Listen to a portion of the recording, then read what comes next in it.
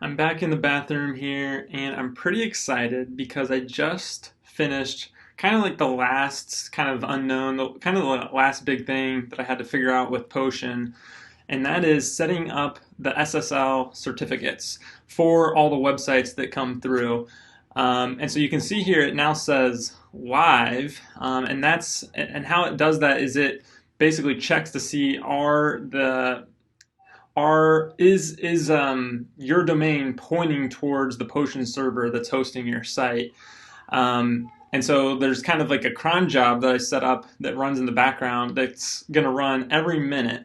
And so basically how it works is once you set up your domain here, it will then catch that, the cron job will, and then get an SSL certificate through Versal. Since I'm hosting the site on Versal, they have a nice API that I can use to get certificates, and I have to add the domain and all this kind of stuff. And it really wasn't as bad as I thought it would be, but that was pretty sweet.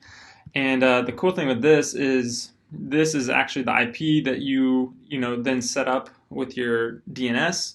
And if you change this to be like a subdomain, then it updates to show the CNAME, so you can set up your subdomain that way. So this kind of changes, and I'll probably add some help docs and things like that.